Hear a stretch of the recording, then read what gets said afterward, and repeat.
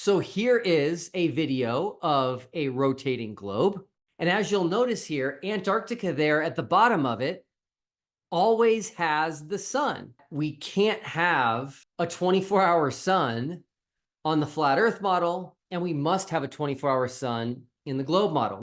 And you can see because of the tilt of the globe that the bottom there, which is Antarctica, which is a little bit hard to see, would never be in the darkness. That was Will Duffy, the creator of the final experiment, and he was just explaining how Antarctica can experience a 24-hour sun in December. If you've still not heard about the final experiment, then I'll put some links in the description below, but essentially, Will is funding an expedition to the continent where flat and globe earthers alike can witness and record what the sun does, and hopefully falsify one of their models in the process.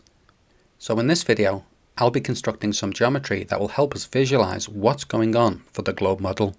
Let's start off from scratch with a point at the origin for the sun. Next up are the radius values for the orbit and for the Earth. This is the orbital path for the Earth, and I've kept things simple by making it a circle. Directly under that circle is another just like it but in black. It serves no purpose other than to give the orbital path a cool shadowy effect when viewed from underneath. Next is a center point for the Earth. We can drag this around, or we can animate it.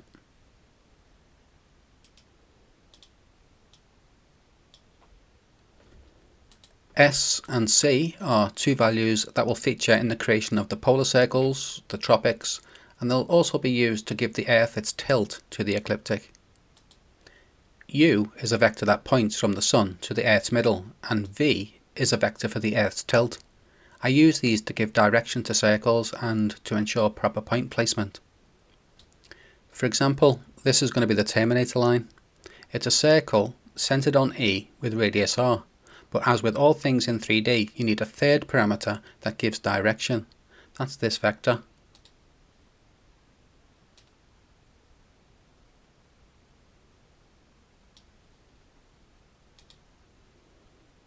T and B are the top and bottom of the terminator, and I use these points to create night and day.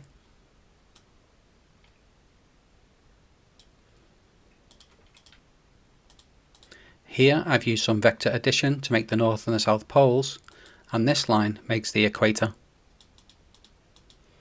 The other latitude circles look a little bit more complicated to make, but not if you remember what each parameter in the circle function represents. E plus RSV is the center point of the circle, RC is the radius, and V is the direction or orientation in 3D space. And you'll notice I didn't have to use 66.5 degrees anywhere to create the polar circles. Leave me a comment down below if you know why. Next up is our subsolar point, or the GP for the Sun, and that's this line. And notice how it appears to move between the tropics as we move the Earth around the orbit.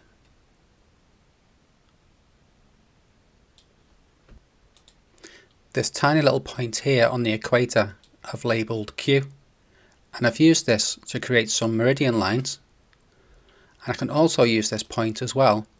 I can rotate it 80 degrees in order to create Union Glacier. That's this red point here.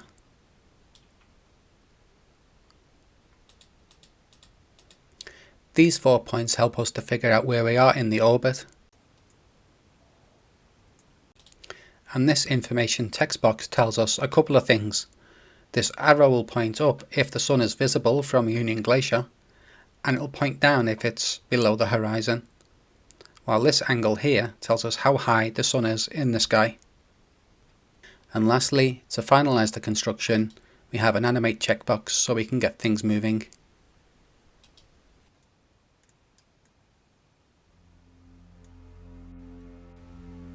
So let's start off in March, when we have equal day and equal night. The sun's GP is on its way to Cancer.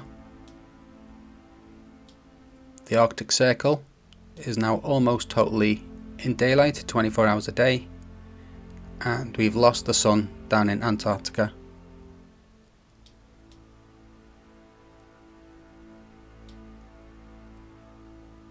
I'll just stop it here.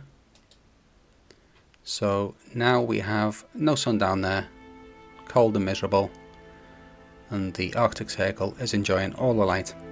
Let's continue. So the GP of the sun is on its way back down towards the equator. Still got no light down here, but that will change shortly. This arrow should start pointing up periodically as this red dot passes the terminator line, and they're getting happier again. We'll stop it there, and the sun is now due north from their position.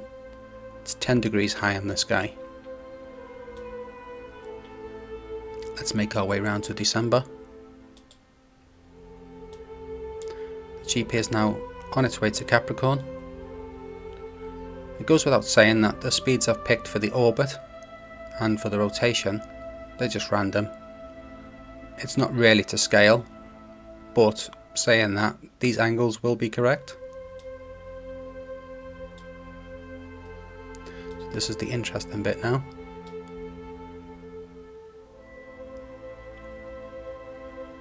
Stop it there. So the Arctic Circle, 24-hour night, but down here in Antarctica is 24-hour sunlight.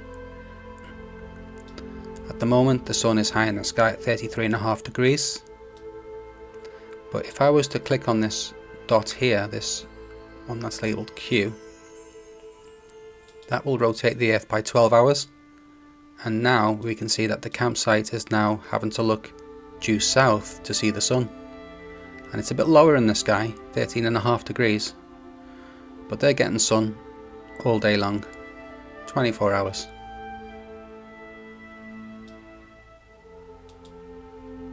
And we'll just complete the circuit.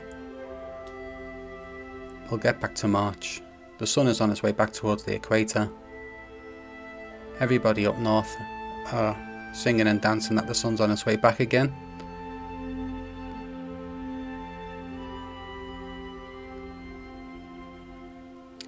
And very soon Antarctica will start getting nighttime again, and that completes one orbit. So that's pretty much it for this video. If you like this one, then do hit the thumbs up for me, and of course I'll leave a download link in the description. So thanks very much for watching, and I'll catch you later.